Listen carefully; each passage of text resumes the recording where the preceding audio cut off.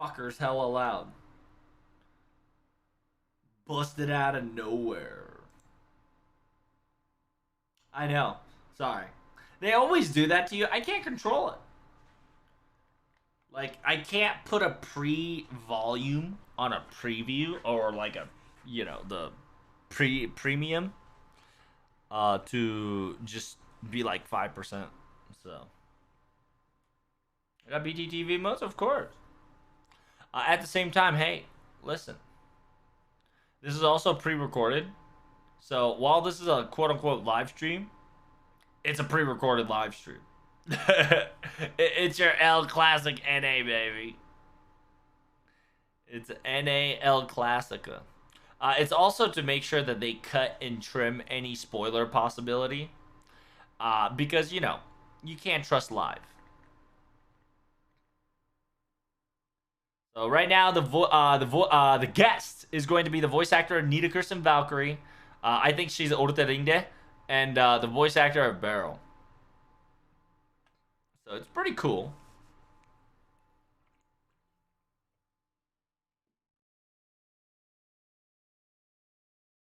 The Lost Belt #2 has begun. As you can already know, he's your boy, Mr. Kanazawa. Damn, they're just fucking introducing and busting out guests right away. I've already introduced these two to you. If you don't know, the voice actor Nita Chris to the left, and Orterlinde. And then the right person is going to be the voice actor of Beryl. He's a good guy. Yep. Even though a lot of people hate him as a character, he's a really good voice actor. It's like the voice actor of Shinji. You can hate on the character, but don't hate on the voice actor. They do a really good job on their job. It says they're going to do their very best to not talk about spoilers.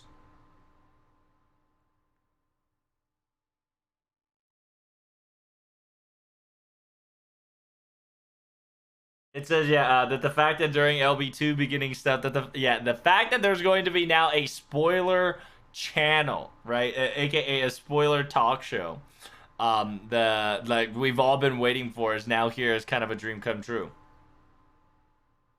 It says, yeah, we can now spoil up to LB2, all the way up to LB2. So LB1's good. LB1's giga spoilable.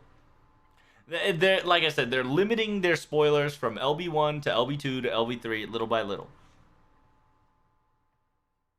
And then yeah, the fact that Barrel's talking about that they've been spoiling talk every day.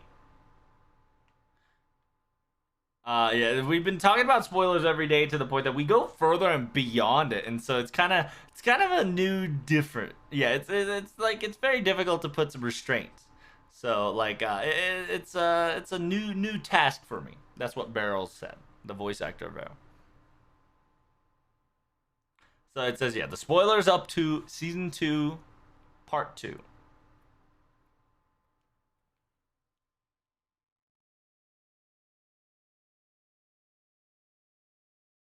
First, they're gonna see the very cool pictures, right? The Discovery movie by Holmes. By the way, all this is said by Holmes.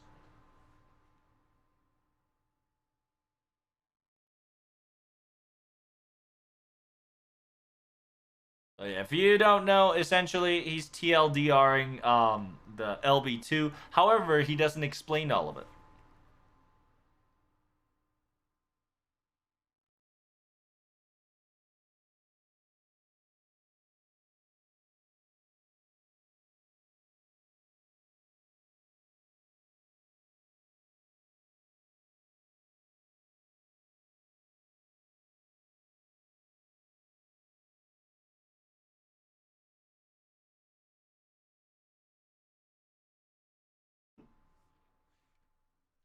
Sus. Holmes, sus.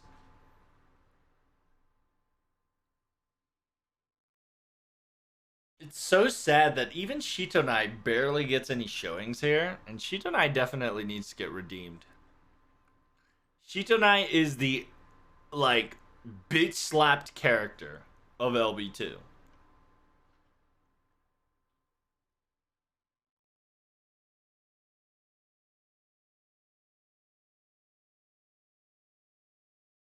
Dun, dun.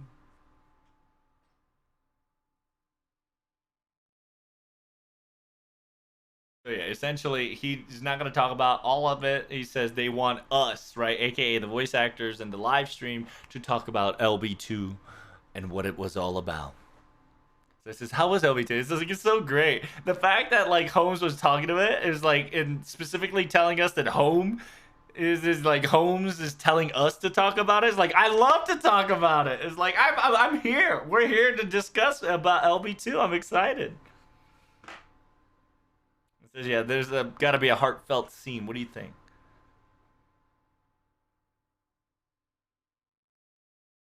It says yeah, like whenever you digest it and condense it and showed us like that, we really had a rough time. Like even after one.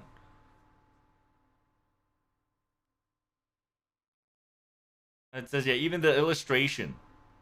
It says yeah that Miss Gelda showed up for like a mere second there, and she's kind of busting out. And it says, "What do you guys think of the new Sigurd art?" It says that new drawdown. Oh my god! Thank God, it's a blessing. So right now they're going to do all this. They're going to do the pre spoilers. The next one is Recollection Quest. And then they're going to be talking about the ending of spoiler of LB2 and then ending the stream. So they're going to go over Lost Belt 2, right? The Gothenburg. The Gothenburg. They're going to be busting out more stuff, so get ready. So first, let's discuss about the second title.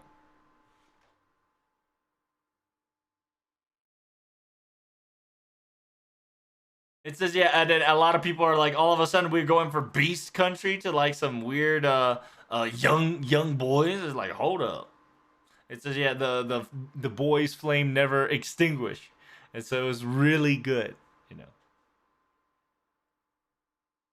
know, the terminology of AKA Napoleon or like a passionate man was hidden in the writing was like very interesting. Like I never thought it would be like that. You know.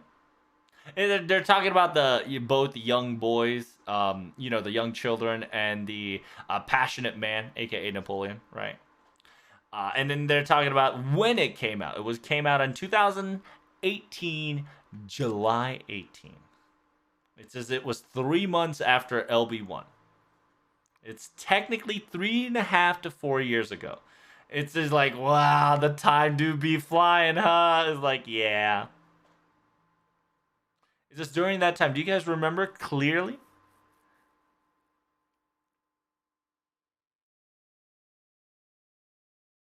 It says, yeah, for me, I just had the word of Patsy in my body, and then just I was dormant and crying. And then all of a sudden, I was like, oh, LB2 was like, whoa. It says, yeah, the word of Patsy was definitely engraved in our hearts, and that I wasn't going to lose this Lost Belt either. It was very difficult. Yeah, within those 3 months, I had a feeling of just wanting to continue. My feelings was jet coastering. Like, oh my goodness, like up and down. My emotions were wrecked after the Lost Belt, beginning of the Lost Belt. I was screaming Gelda when it happened. Yeah, there's going to be a lot of words that have been used in Lost Belt too. The first one is Lost Belt. The quote unquote cutting down the tree of emptiness. This is yeah, you should talk about the cutting of the tree at the very end of the story, the very heartfelt emotions. Like yes, but it says the culture, the civilization of the Lost Belt, understand everything, and then in the end, we're just invading it.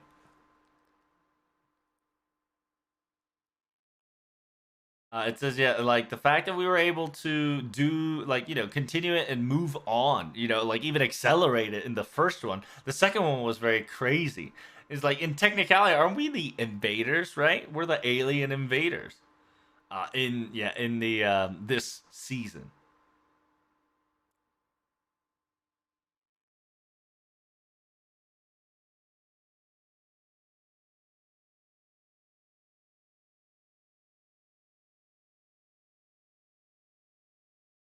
It says, yeah, we've asked your questions and themes. We're going to be discussing about parts where you want to talk about and the parts where we can talk about. So first, boom, a new lost belt. That's the new terminology. We were talking about cutting down the tree of emptiness, but just in terminology wise, there was a new lost belt after we finished the first one. The second one, it went the Shadow Borders attack. Right after we went to the season, right when we got to the second lost belt, all of a sudden something started chasing us. It says, yeah, the priest started running with his full body. Yeah, I do want yeah, I want to see that animated, like, like the priest chasing us down on the boat to the boat, like it was wild, and have a rocket launcher running in at full speed. I feel like I think we're gonna see him like in Kufulin style dash. It says, yeah, all of a sudden the priest has attacked a shadow border, and at the same time it stole Kadok away from us.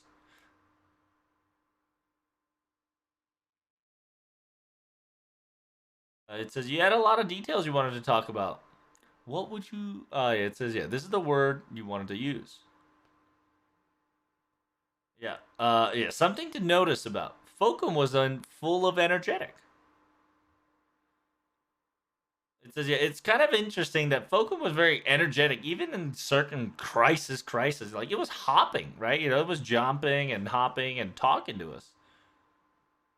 Like comparing to all those singularities and the adventures that we've been through, Mr. Fokum was very excited for this. It's like maybe there was something to it. It's like we were just wondering. It was something that definitely caught in the eye first time I went through the story.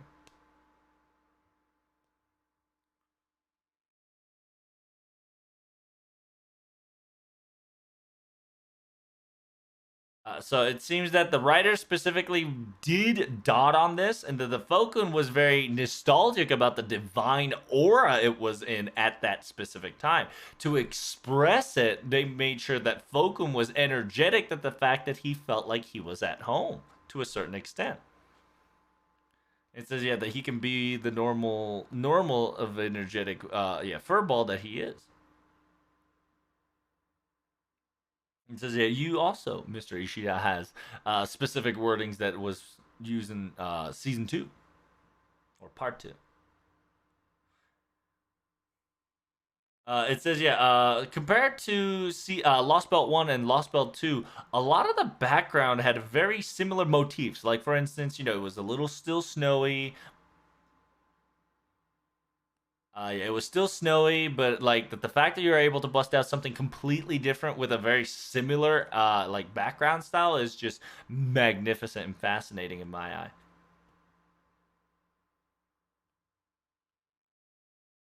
This is going to be the writer's review. In order to get to the Baldandering Sea, a lot of the place in the location is going to be filled with snow. I heard that the sea Lost Belt 1's going to be the cruel of living in a very cold zone. So I wanted to make sure that season part 2 was living in a comfortable resort and snowy scenery. It was a sample case of that Lost Belt 2 of what kind of world, how the world is ending in sort of way.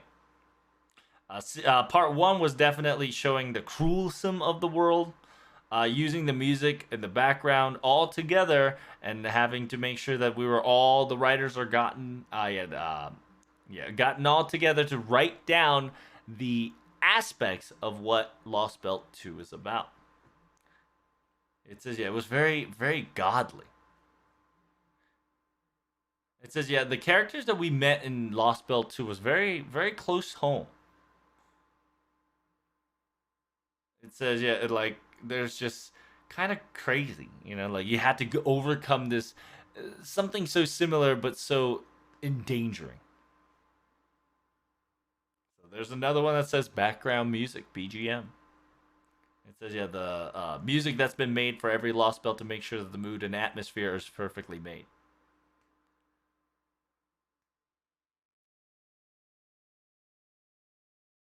It says, yeah, the fact that every world has their own difference, like, it just really shows you that this one, like, is really cruel towards us. And the way it ended was very peaceful, very wholesome, yet so gruesome, right? It's watching it, witnessing it, and yeah, witnessing it is very heart hurting. And then she's talking about how one it ended very wholesomely, even though it gruesomely ended. And then season two, it ended gruesomely, but it wasn't a wholesome ending. It was even more gruesome, yet sounding so wholesome. Like the background was so beautiful, that the fire that was on top, and it's just illusionary stuff was amazing. Yeah, see, part two can a lot of consists of snow and fire. Right, so yeah, part one involves a lot of snow, but part two is not only just snow, but there's a castle, there's an ice castle, ice room, fire on ice, ice lockdowns.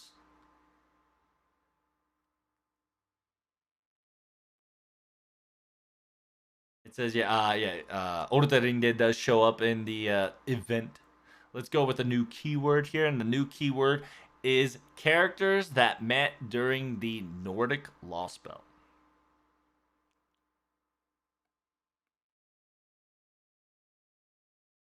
Let's talk about a portion of them. Please talk about Chitonai, even though she was not that important. So first, Napoleon. Chitonai. It says like we've already discussed or at least mentioned his existence during the first time, and as like when the banner first came out. What was your first impression with Napoleon? It was really cool. Yeah, and Napoleon history wise is very famous for what he's done and what he did. The fact that he came into FGO style like this, he pulls us and lead us was very awesome. Even though he was thinking about Orfea 24/7, he was still moving forward with us to achieve the objective we and he wanted. It says the way he comes into the story was also very amazing and showy too. It says all of a sudden like he shows up, he starts flirting with Mash and others, like it was crazy.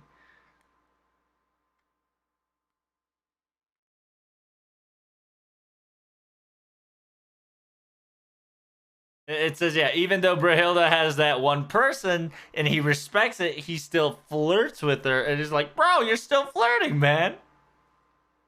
For us in the story, he is a very valuable asset, a mood maker for sure. It says, you had a lot of surprise as well. It says the fact that in this area specifically it was Napoleon, and I was like very surprised and excited to see how the character was going to play it along.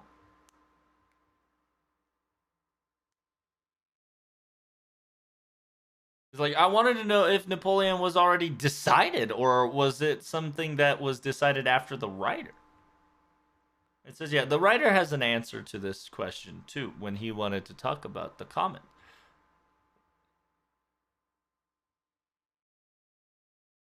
The heroic Napoleon who's been taunted and defeated, right? But been known for the gruesome winter commander. It's a simultaneously Napoleon's character was already based and was pre-planned for this event. It says the fact that during this Orphelia, he was going to figure out something for her. Combine it with the scenario wordings and people's wishes. The person of possibility, Napoleon himself.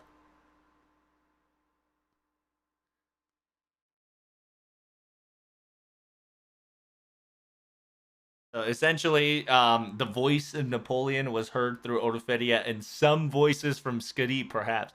And then she's like, that's very tear jerking and very amazing. It says, the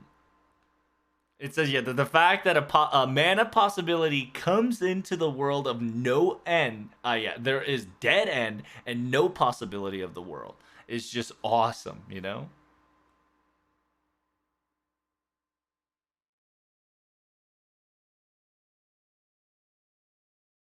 That says yeah, a lot of the tables turned once once we knew he showed up and once he became our ally. It was kind of really amazing, even at an impossible odds during the entire Lost Belt.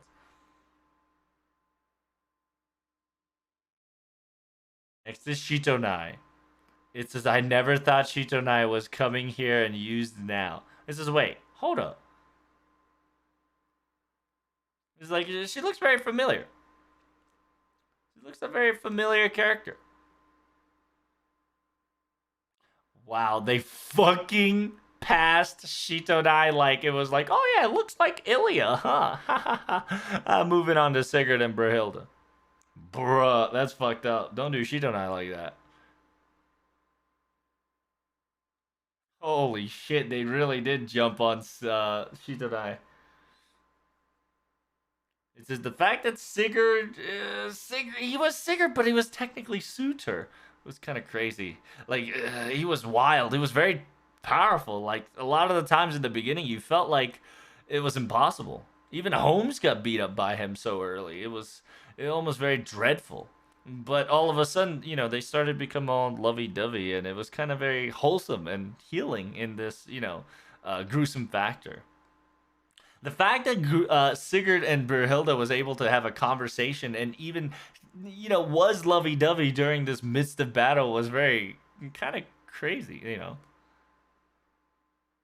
It says even though the world was at a crisis level, I was still on the sideline, be like, you guys still can flirt. I'm willing to watch. Hey. Yeah, what do you think about Brunhilde and Sigurd? It says, yeah, I bet Sigurd took a very long time for him to come out. And then the fact that story of Sigurd in loving Brunhilde is a story told way beyond generation. And then technically Siegfried came in, and then Siegfried was a little different from Sigurd, so it was just like, and then now finally the man comes in. And it says, yeah, the first impression of me was like, damn, the wordings he used was so vile. And his eye was his eyes were red. And then all of a sudden, he has guts. It says, yeah, so, and then we realized later in life that we know that he had guts in order to survive the love that Brunhilde provides. Like, it was so cool. He was very manly, and it was very awesome of a character, for sure. It says, yeah, afterwards, you saw a lot of events by him. Like, yeah, especially Severn. Yeah, especially with that glasses shining. Like, and they got very wholesome. They start flirting and then, started cutting wedding cakes and all that stuff. It was very awesome. It says, yeah, I think a lot of people definitely wanted to see more interaction of that. And I think the summer event has definitely answered the call. Says, ta-da! Speaking of Sigurd that wasn't Sigurd, let's talk about Surto Fendir. It says, yeah, with the videos that you've seen before, it says, yeah, we never thought that kind of creature would show up. It says, yeah, I never thought he would come out from the sun and be like, whoa, was that a hole? Be like, hold up, what? Yeah, even though it was a circle, and even though it was the sun, it was technically, the prison. Do you guys have a first-time memory of fighting it? I definitely felt like I can't beat this the first time, and it was very a struggle, for sure. The situations were different. It says, yeah, we had wordings and fightings with the Orphidia and all that. It's like everything was burning all around us. We almost died too. It was wild. It says, yeah, it kind of went over the capacity of the Lost Belt that we've experienced from the last Lost Belt we've found. So it was kind of crazy. It felt a little despair. You'd be like, yes, it did a little bit. So it says, yeah, you definitely mentioned during Sigurd's rotation that his eyes was red, and then we know later on that it was Sigurd that was not Sigurd, and it was Surto embodying Sigurd. What do you think about Surto's impression? It says that you know that Surtur can only do one thing. Like, he's a man. Yeah, I call him Surto-kun. Right? Like he can only do one thing. Like it kind of a sad creature, you know. Like he's, you know, even in his cell, he's keep calling Orphelia, Orphelia. It's like then you kind of like gotta respect Suitor, you know, very honest to himself, straightforward. However, you know, like he went on a very wrong went a very wrong direction, and he only knows one direction, and so it was just like very yeah, once you and then Mr. Kanza was talking about how you learn if you learn about Suitor, you'll learn more about him, and then you'll start to understand why and how he's acting like that. So next one, it is Valkyries, the heart jerking Valkyries. Oh look, they're all lined up. If you don't know, she does the Ortorrinde. What do you think? What do you think of the Valkyries when you have to do voice acting? When we did voice acting, first when I got the material, there's 3 profiles of them. I was like, whoa, whoa, whoa. I have to ask, what am I doing? It says, yeah, there's going to be 1 servant, 3 voice actors with essentials that'll be different voice actor being played. And when I've heard that for the first time, I was like, oh, I see.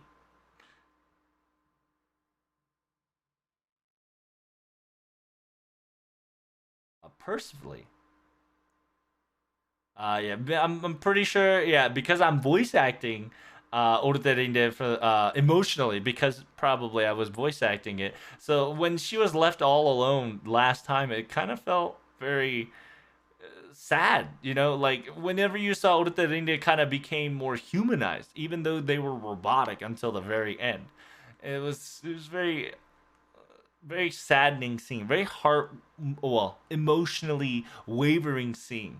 And I almost feel like I almost put myself in her shoes, and I was constantly crying when the scenario was being played out.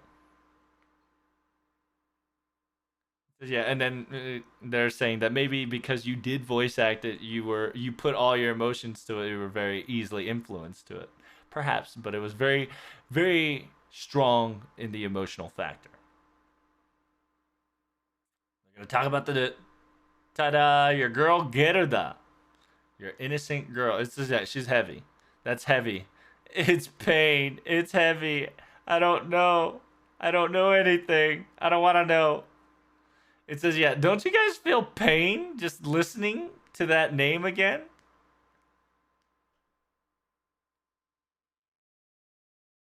It says, yeah, if I read LB2 again, I just, you know, started crying at the very end. Like before her feet lands the ground, like just with the wind, she disappears, and it's just so, I was so tear jerking. It says, yeah, like we all, and she was just jumping, you know, like hopping, pyong pyong. It says, wow. It says, yeah, it definitely ends very differently, like Patsy, you know. The ending of that Lost Belt was definitely heart wrenching. And after you cleared it, you get the craft essence called the Flower Garden Girl. It says, yeah, that's definitely, don't shine it and give us to it like it's a reward. It's heart wrenching. It's like out of after you've watched and read that, you got that. It says, yeah, now you saw Patsy, now you saw Gerda. It kind of set the standard for what's to come. You'd be like, oh god. It says, yeah, it's definitely the proof of your crimes. This craft essence are like, it's crazy.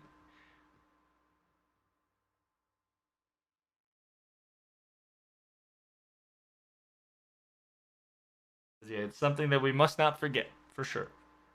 By holding these, we're gonna move forward.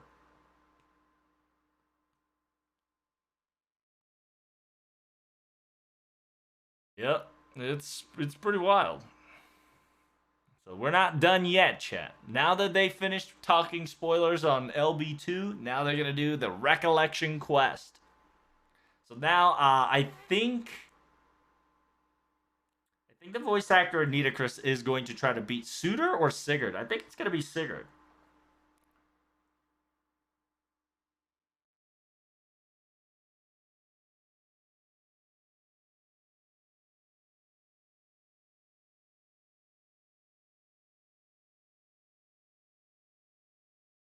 says, yeah. It says, yeah, I'm so surprised you two did such a great well in the last Lost Bell. Yeah, it's like with the party with that one, yeah, for sure. It says without using Command Seal, that was kind of crazy.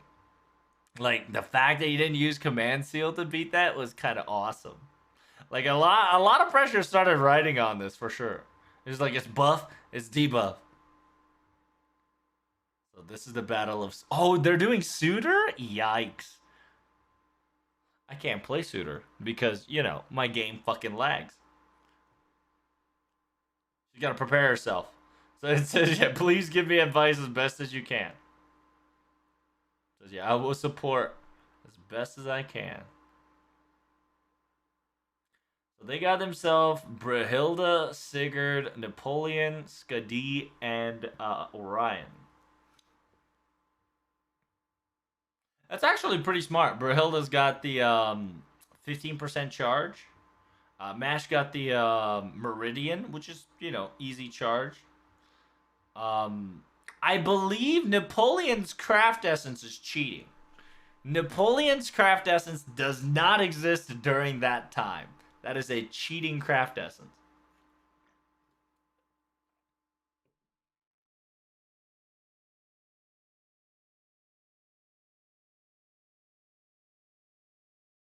Damn. She got whatchamacallit? She got MP5 Brahilda.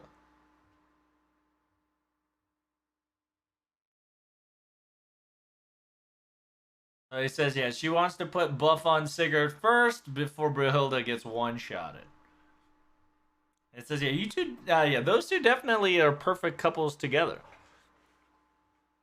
It says Sigurd definitely has buff already, and so putting on top of Sigurd on top of Sigurd on buffs is very beneficial.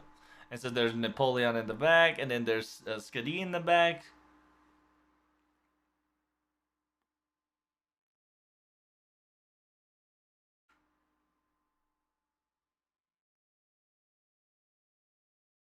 It says, yeah, oh, I see.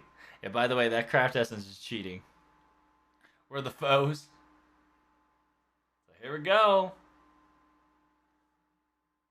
Let us begin. It's the non-MLB. Yeah, they tried to reenact what they had back then. Like I said, everything is okay besides the Ilya one, because the Ilya one's pretty new. But I think she doesn't have MLB of that. That's why they went for it. It says, yeah, wow, it's so nostalgic and spooky, Like, the effect is wild. So, yeah, I'm glad that a lot of, when it comes to, the effects during this gameplay boss battle was awesome. For sure.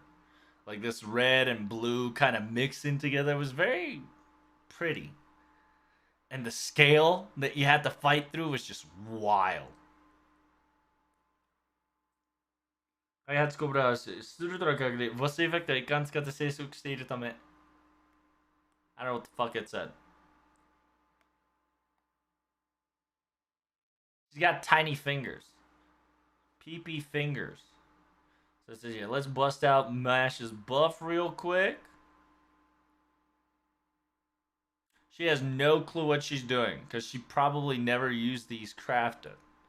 So let's do, yeah, I'm definitely the type that uses all skills first turn, so we can get that return as best as I can.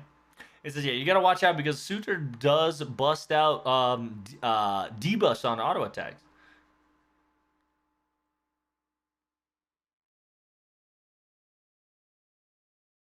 So yeah, I'm getting nervous, so I'm gonna be a little nervous. Usually I just use every skill in one turn and just be like, let's go.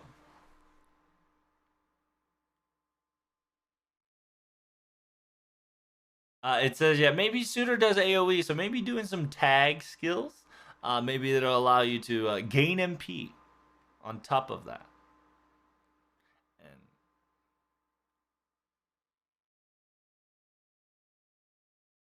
it says, yeah, I feel like Brahilda's gonna get one-shotted.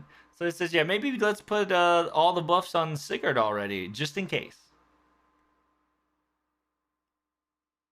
It says, yeah, don't worry. There's advisors in the back giving us pamphlets and commands and possibilities of helping us to quest. It says, yeah, it does get nervous that everybody's watching. It says, yeah, I'm gonna just hit him with Buster, you know? It's not a berserker now, but, you know, like, there's 3 red cards and I'm ready.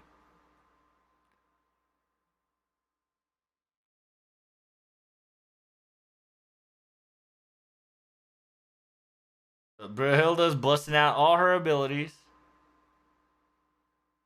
It says, yeah, currently you can't debuff suitors, so I believe attacking will be the very ideal.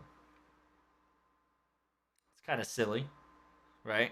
But that's okay. Right now, Brill says the quick went up.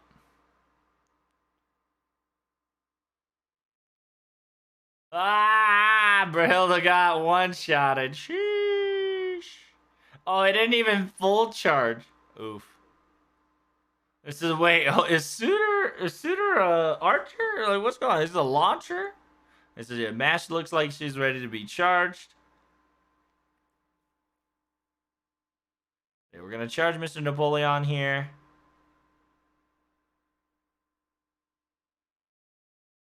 This is yeah. Sigurd's almost ready to charge. What should we do?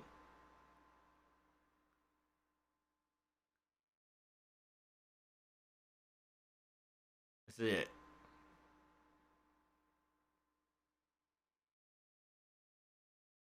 What? What do you mean? Noble Phantasm fucking quick. Yeah, you can do Noble Phantasm. So he's trying to hint that she should Noble Phantasm QQ. He's trying to lead him to the Noble Phantasm Napoleon Q, Sigurd Q. It says, yeah, you gotta watch out because that does not give MP to you. But first, let's try, shall we? Yeah, let's get the crit strengthening up. That's very going to be important. So you either yes do AQQ. That's yeah.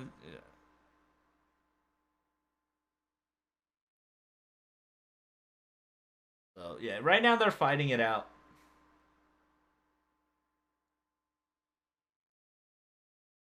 Bring in Bruin to a saber fight. Like I said, they're just reminiscing. They're doing it from memory. And I think she did bring Brahilda just because she does have MP5 of her. It's kind of wild. Damn, look at that defense. Sheesh. He's like, he's not a launcher. Says, I'm going to put Guts just in case. Yeah, it's time for Sigurd and Napoleon double combo. Attack up Noble Phantasm. Come on.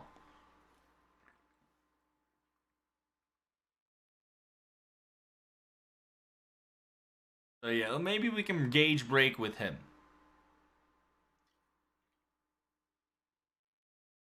I think that we're gonna get a strength debuff. So if you have any buffs right now, we highly recommend adding buffs now.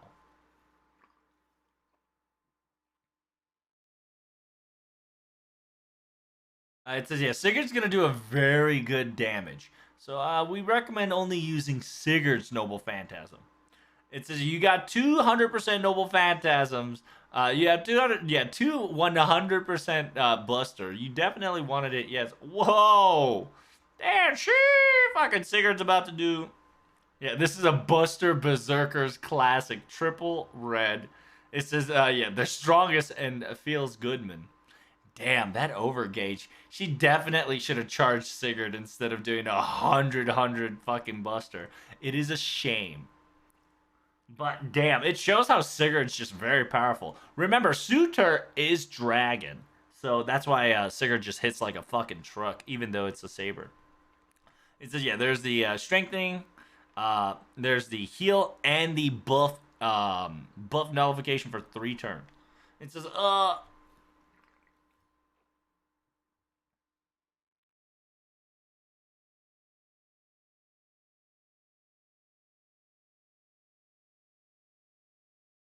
It says, yeah, in order to feel not uncomfortable, that every time the suitor ults, the camera does pan out, which makes it very natural to see the enemies attack right away and how they attack, which is awesome.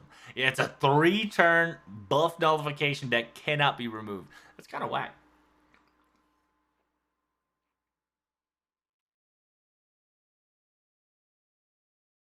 He should go BAA. Don't do it. Yes.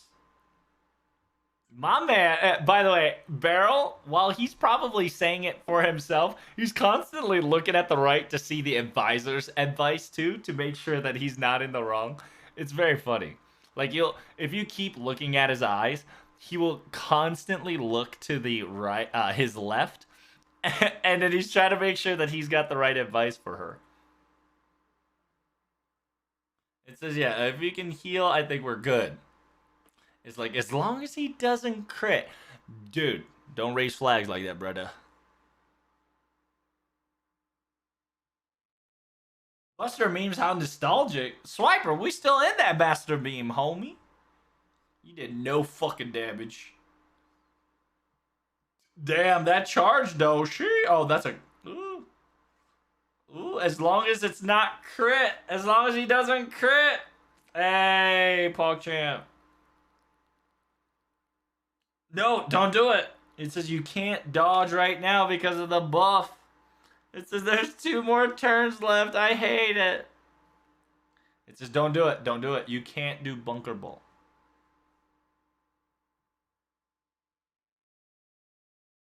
It says, yeah, he might stand up with 1 guts, but I don't know if he'll survive the next one. It'll be Arts Buster. Might as well. Yeah, might as well triple Buster it. Fuck it. If he's gonna charge, it's gonna be BAB for sure.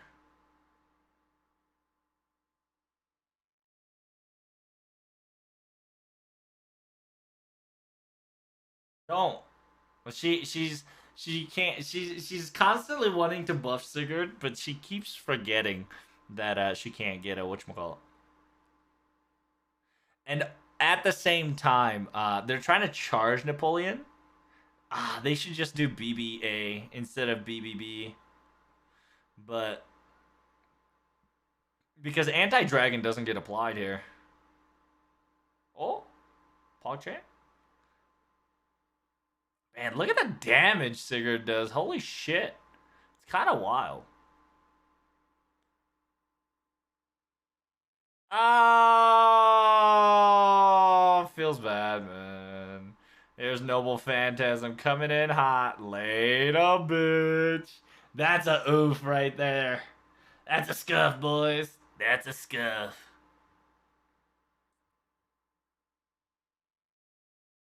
I like how she's like, Mash said, I'm sorry. And then Barrel's like, you don't have to say or apologize. But they do shoot twice, so it feels bad. So Napoleon has to carry this. And she has 1 more break bar to work with. She has 2 other good characters, but it feels bad, man, because she might have to command seal. It says, now you can put debuffs on Suitor.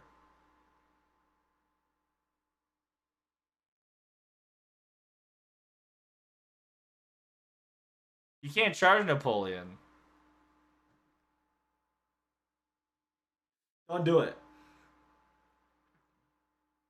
Yeah, save it for Orion. Just combo, just full attack with Orion. Collect stars. Don't, you silly girl.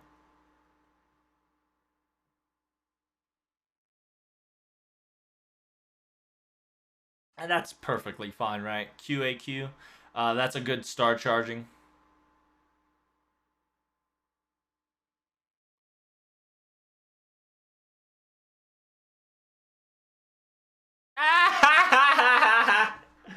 Keg W.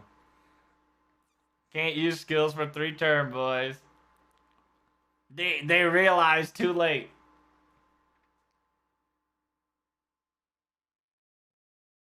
Yeah, I think you can do extra attack. So what she has to do is AQA here. Noble Phantasm AQA. She has no problem here. You got this. No problem.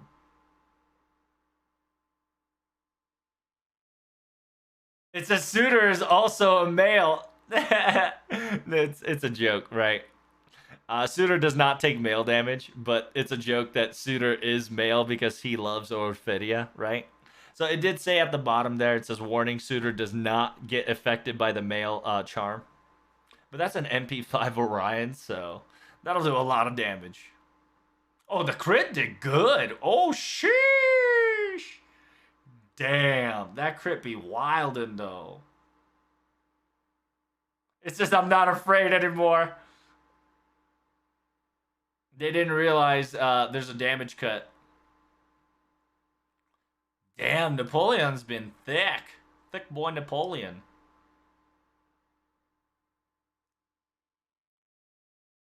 As expected, a man who's been through time and had all the possibilities. Dude, full combo and you're GG, baby. It says, let's do this. It says, you sure about that, Suitor? You're about to be over with Orion. No. She wants to try to finish it with Napoleon. She trying to scuff, girl. You trying to scuff. But yeah, she wanted to make sure that it was guaranteed. So she's killing. Oh, that crit though. That crit be hot. It says apparently the first reminiscence of the building the Sutar. Apparently the first generation Sutar before it came to the boss battle, it was blinking here and there. But they decided that that was going to be very distracting, and it might bug out. They took it out. That's what they said on the. It says yeah, Suitor is just very bad at direction towards love. He's really bad. Like he has conviction. Is that a Fokun fucking pillow? Hold up. Hey, somebody mark that shit. Wait a minute. We gotta fucking mark that shit down. Is that Fokun huggy pillow? What the fuck? I didn't even realize. Is that a Hokusai dad pillow too? Whoa. These merches that we don't have in NA. When they coming? GG easy clapping? Yes, sir.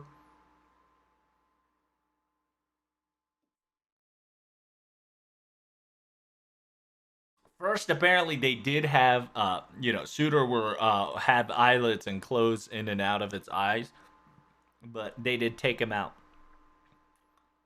It's been a while since I saw Suitor, so we did it. They were just like, "Is it over? Is it over?" So they finished it. So they finished the Recollection Quest of Suitor. The fact that she was able to defeat it was awesome. Orion in the back with Super K-Scope was definitely just in case, which worked, which is PogChamp. Now we're going to talk about the special.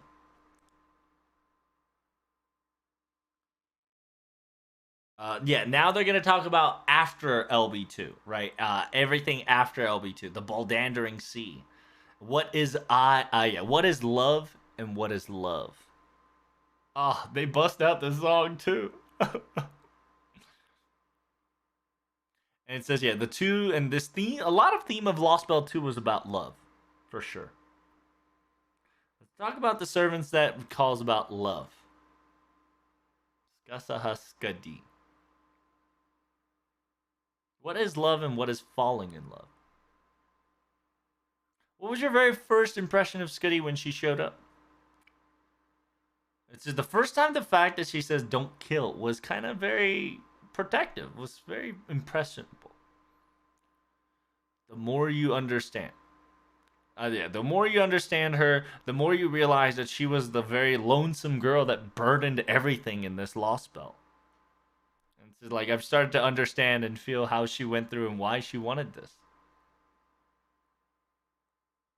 It says her wordings in towards of wordings when we had a final confrontation with Scuddy was just very impressionable and memorable. That it's just like you have to walk all over us or at least scatter us and move on was just very definitely reverberated in my heart.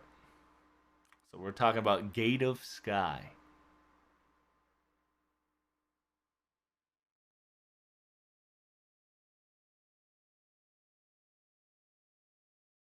It says, yeah, because of introduction of quick Skasa Skadi, quick servants definitely started to get more spotlight. And it says, yeah, they definitely got more, they can't say meta, but you can use Scuddy, yeah, double Scuddy and rotate Noble Phantasm on it. It says, yeah, to this day, I'm still using her and very awesome. I say, yeah, MP50 charge right off the bat is very powerful. Be like, whoa, like, you serious? And, like, it was very revolutionary the first time I saw it. It was 50 in one skill. It was crazy.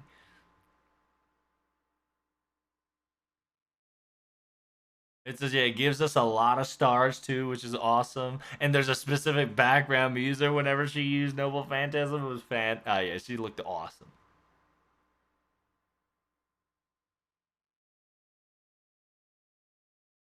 It says, yeah, she was one of the few people that loved character. She was a very character that had a very deep understanding of love to the very end.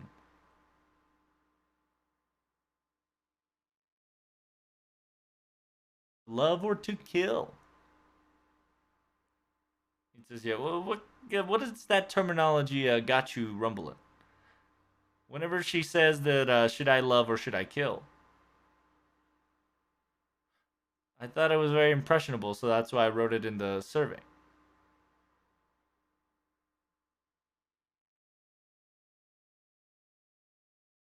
It says, yeah, whenever it comes through it, it was opposite instead of the other way around. I didn't know which one was the correct version.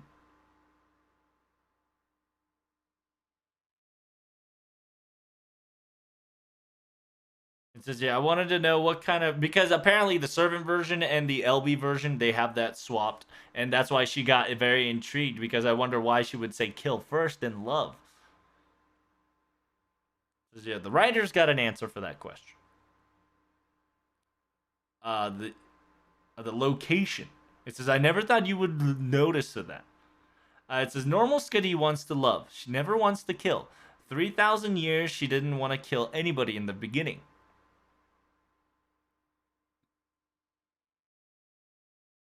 It says that since this is the Lost Belt and they know that the foreigner, aka Karudea, is coming, she instinctively tried to protect herself. Henceforth, that is why she said, should I kill first instead of should I love? During the battle, during the battle, she wants to love first and kill next. And so therefore that is why that in during battle phase she'll say should I love or should I kill, but in the Lost Belt it specifically said should I kill or should I love. It says, yeah, it's very impressionable for sure. Like there's this whole dialogue of Skadi talking about how she wanted to protect the world and wanted to love all at the same time, and kind of shows her weaker side and kind of shows her commitment too, which was very amazing to talk. And the fact that writers knew all about this, even the smallest details like that, and very using very strong words. And like at the very end, you'll understand that she was a very kind king at a certain point. And it says, yeah, you can just be in Karurea and eat all the ice cream you want. We're waiting for you. It says, yeah, whenever it comes to events, she gets very wholesome and very friendly. It says, yeah, it's very fascinating that writers specifically write even like the smallest detail there to have a specific meaning to it, too, to be impacted how the story goes and how the character can be developed. It says, there's another love and to be loved. It says, yeah, the last one, the amazing character, the Otoferia Farmason, the Cryptor. He would stand in front of Karadea very willy nilly. As a cryptor, Mr. Barrel, how did it feel for her? It's just like, hold up, she's talking shit about Barrel like a lot.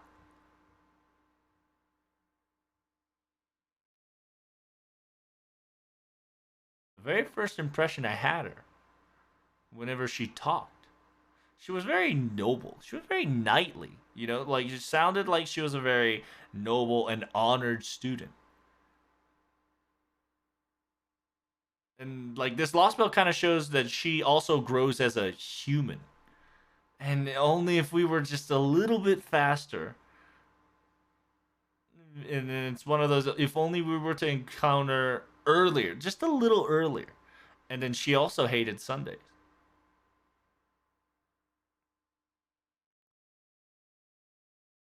And then maybe, yeah, because she hated Sundays because it never came. Maybe perhaps this was her Sunday. Maybe, like at the end of this Lost Belt, she might have achieved the Sunday that she never saw. It says, yeah, by talking to Mash little by little, it just gets uncrumbled and unveiled to understand how she is.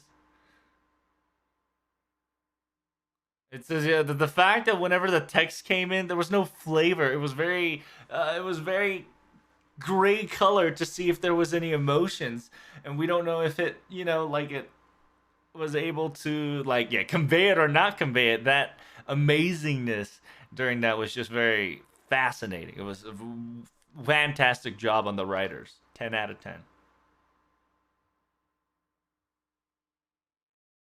It says, yeah, she's a very loyal type of person. But like the more you play and more you understand her, you start to understand that she's just a normal girl. Like just like Kadok and Cryptors. It says, yeah, if you had a closer call, maybe they were just ordinary people here and there. Even though they might be mages. Maybe the thought process would have been same, or and then yeah, at the very end you just realize that she was just a regular girl that falls in love regularly, even though she's a, even though she's a mage. It was very cruel. It was very tough.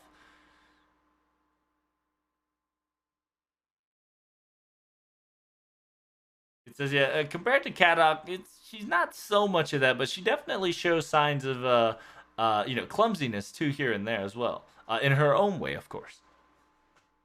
It says now the next one's called the Mystic Eye. It says she had the whole Mystic Eye of Jewel, the magic jewel. It was very impressionable, wasn't it? Like it was kind of amazing. It says, yeah, that silhouette right there definitely inscribed to my brain, and it was an amazing scene. The next one is Silius Udite. It says shine bright.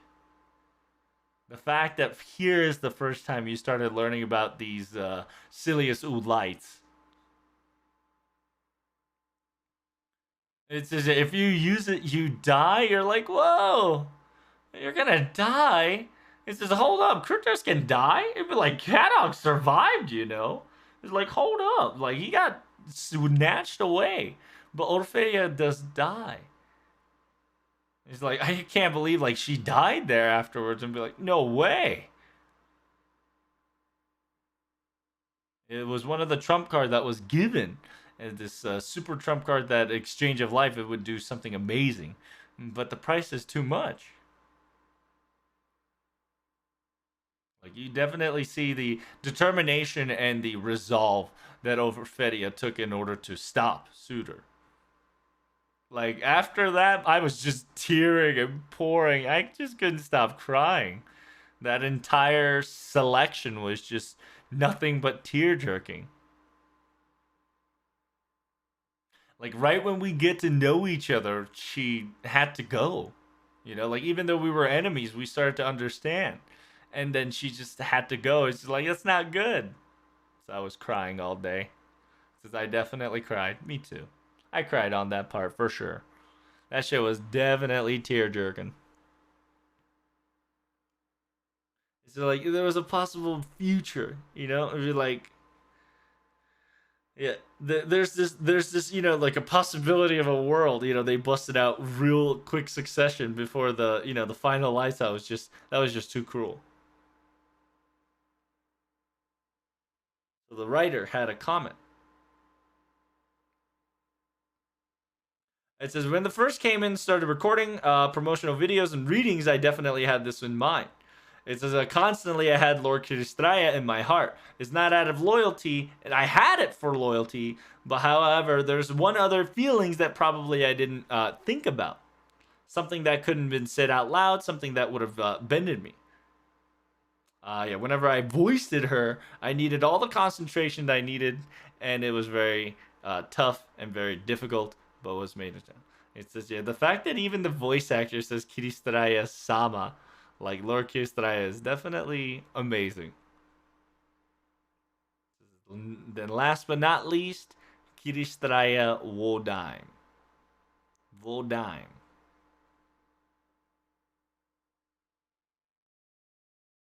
It says, I got a lot of things to say and I got a lot of things to talk about. It says, but I can't talk about it just yet.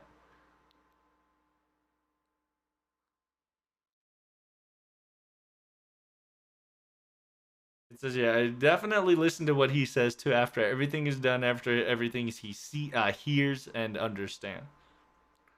It says, yeah, apparently Kindness had a message for her too.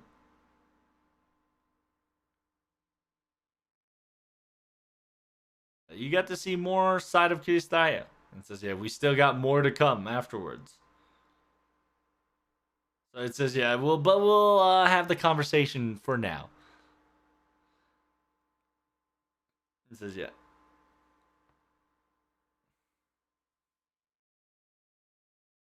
It says, yeah, yeah, I would like to hear your impressionable scenes, most memorable scenes for both of you. Oh, they got the VODs, boys, the special scene VODs, just like LB1. Get ready.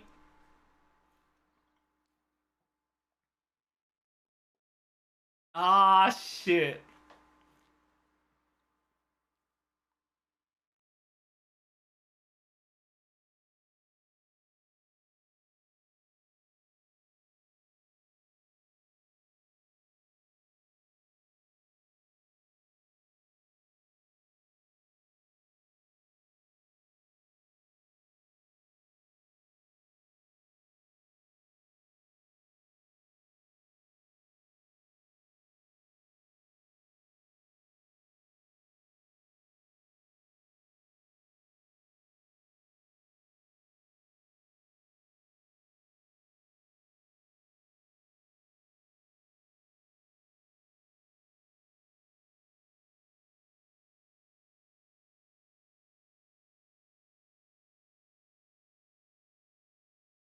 Oh, it's so good. Holy shit.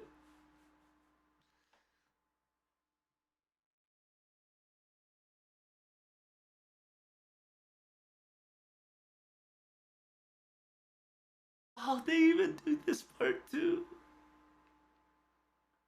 Oh no.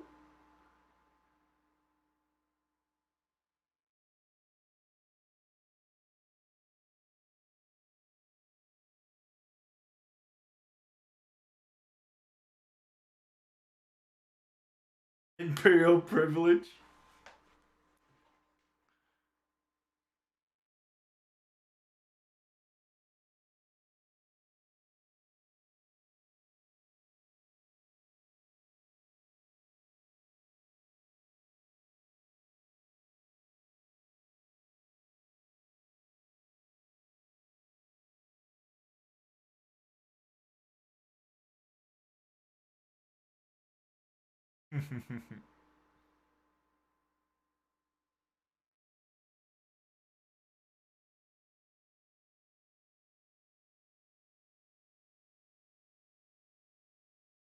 What a fucking bro.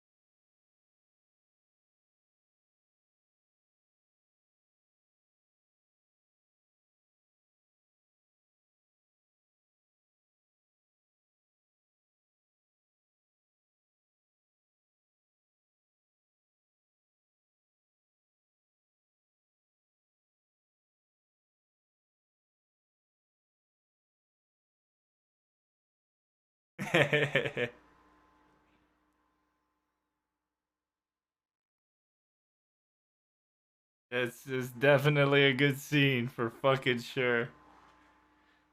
Damn, that was so good. It's like definitely this scene, right? Yes, for sure. It says, yeah, I'm already crying.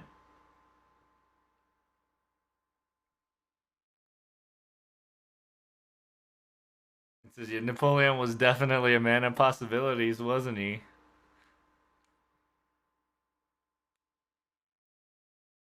It's like, Ophelia, come on.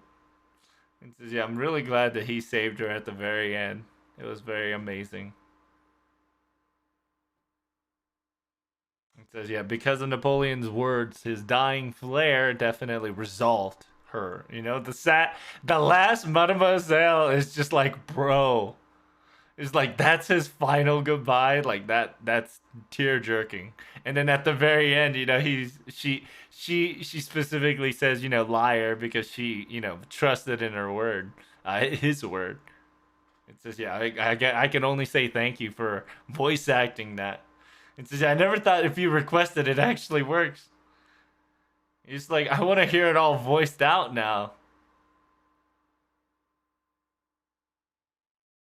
Yeah, from the two of you wanting the exact couple scenes, we decided this one was the best choice of usage.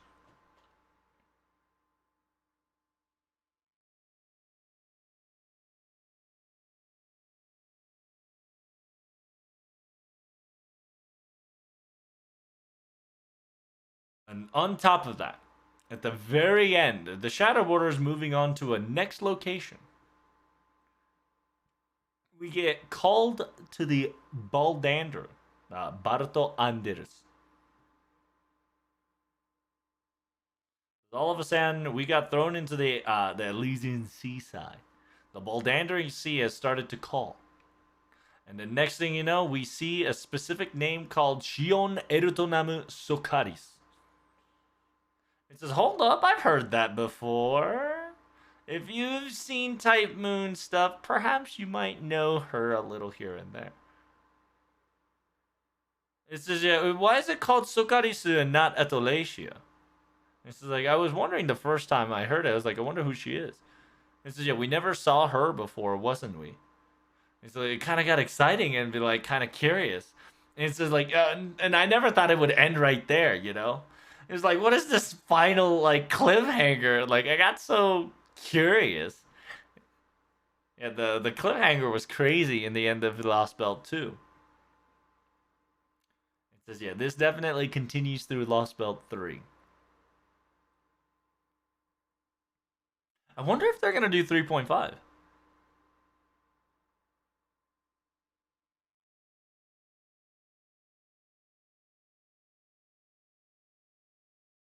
Oh, if you were to put if you want to advertise this in one sentence or one word, what would the catch copy of Lost Belt 2 would be? Go. It says it's called yeah, yeah. Stepping over the goddesses of love. The goddess of love. Yeah, stepping over to move forward to the goddess of love. Like, you know, it was the goddess of love was there for 3,000 years, you know, but this kind of talks about the, you know, the miracle on top of miracles, the existence of the tree of emptiness there. And then as you saw and as you see, uh, we she specifically said like step make sure you step over us and scatter us before you move forward, you know, like that direction of a conviction of just making she's standing her ground to where she's at to protect the lost belt. uh, it's a, yeah, definitely would put it in the subtitles for sure. It's like it's amazing. I wanted to add a little more, but yeah, the last scene, the last scenario definitely used the terminology of Silver. It says, yeah, I wanted to write Lost Belt, but it's translated as the goddess of love. It's like you can definitely see Skadi's love in that. I can definitely see the entire Lost Belt to Skadi's perspective on that. It says, yeah, you gotta understand that season 2 just started, you know? Like, this is only Singularity 2, and there's just so much emotions and so much crazy, so much depth and story being told. Oh, it says it's hot and it's dreamy. It's a story about love.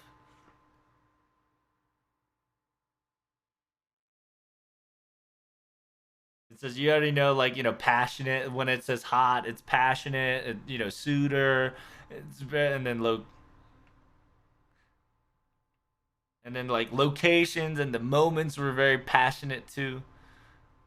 Uh, you know, like very sincere, very heartfelt, emotional changes and shifts and specific significance in that, you know, times and certain terminologies. It says I write love, but it's falling in love, right? And it's specifically written in thin, and then you got the love story at the bottom in thick to just make sure that the love story is the highlight of this title of the catchphrase. So you got different type of love, you know, like you got friend love, parental love, you've got sad tragedies. It was just definitely, you know, it was a story about love. It's a love story for sure, 100%.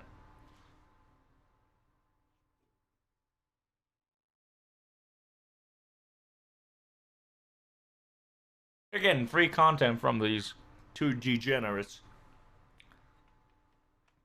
There's the trailer one last time. Notice they didn't talk about Sherlock having sus. Sherlock sus got something inside of him, just like Mash.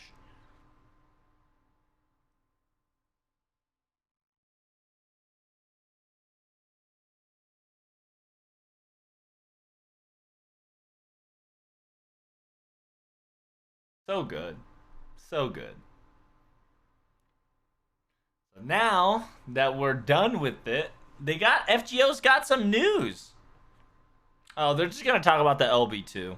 Nothing new. It's not FGO news. It's just yeah, they're just talking about Road to 7 LB2. Nothing special. It's not FGO news. They're just recapping the banner.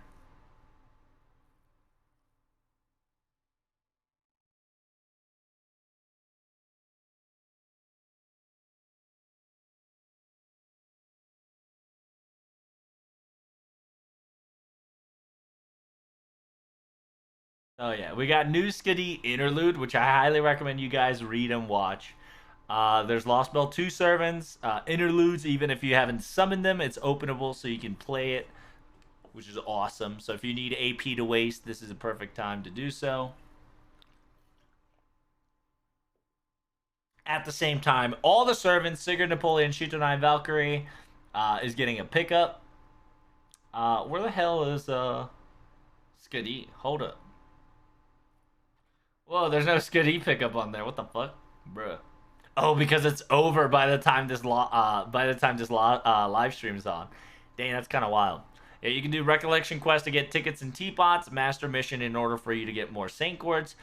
From Part 1 to Part 2, aka Lost Belt 1 to Lost Belt 2. Main quest is a quarter off. The first clear. Free quest is, yeah, I think free quest is half off. Main quest is quarter off.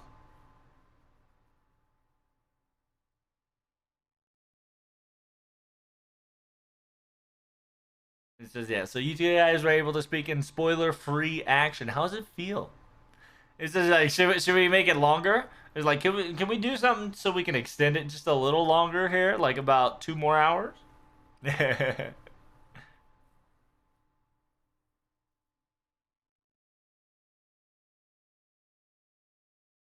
You know, now that we got a lot of things to find. It says like revisiting Skitty and then like playing the game again. Like you've noticed these small details too, which is fascinating. And it says you always know that Gerudo is a cutie, but at the same time you hear her name, you're just like, oh my god, the emotional damage. She didn't say it like that, but you know how it is. She did say it's emotionally burdened. It says, "Yeah, my goodness, more gruesome circumstances is continue to come." It says, "Yeah, there's a lot of stuff to be able to talk about now that you've been able to clear." Like when I story, it says like a lot of stuff, the story that I played back then. Now going back to it, it just starts to connect in lines. It's kind of awesome. It says so it feels like that. It's like kind of connecting the dots to those who haven't, read it for a very long time or didn't understand it. And like I think season one and season two, part one, part two was just pretty amazing to see. And it says, yeah, I've once figured out my own sin. It says, I don't know about sin, but maybe it's a curse. It says, yep, you have to go over it. Very nice. Beryl put a nice little hint there, but only people who finished a lot of LBs would understand the way he said it.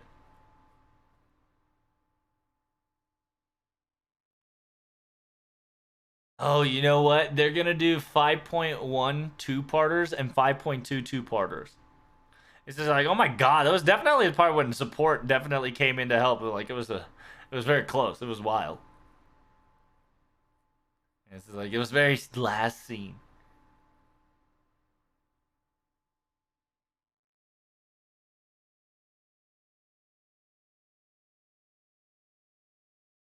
It's just yeah, the cliffhanger is wild. It's like, where are we? Who is that? And then just ends. And it's just the cliffhanger is wild. It says we got caught in the trap. We're already in the swamp. Stuck. Quicksanded. Hell.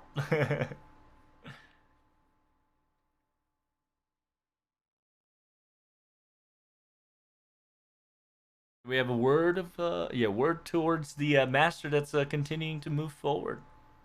So if you don't know, he's a voice actor Barrel. The fact that I was able to be invited to Lost Belt 2 was kind of amazing.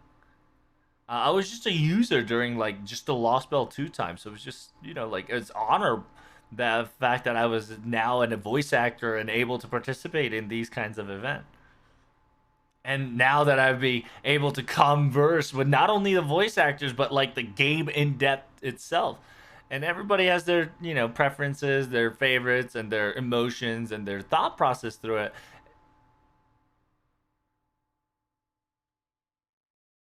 It says, yeah, I hope you and everybody that's watching too able to convey your feelings and able to discuss and have fun, talking about each of the Lost Belts together.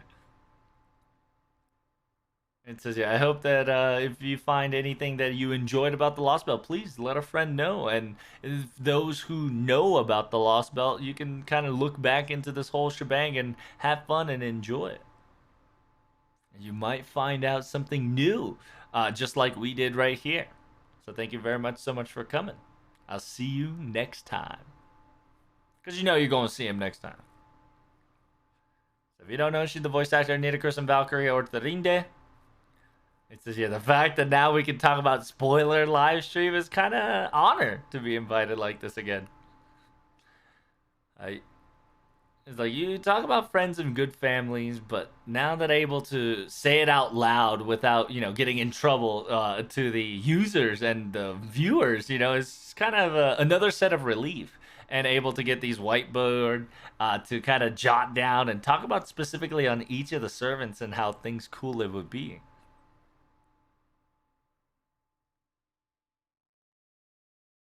Yeah, the season two's circumstances just gets kind of worse and worse in there, but it's not just that, like there's a story in each one of them, and you have to keep moving on forward and bearing these burdens.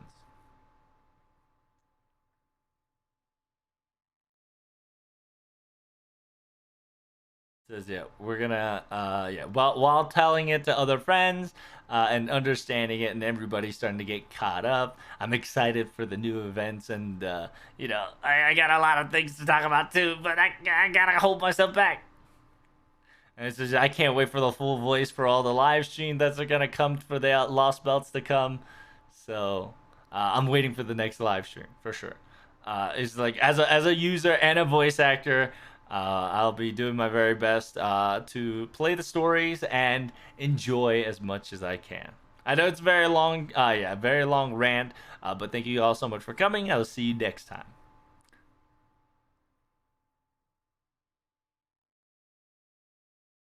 That concludes the FGO Lost Belt 2 Spotlight. We'll see you next time on the Lost Belt.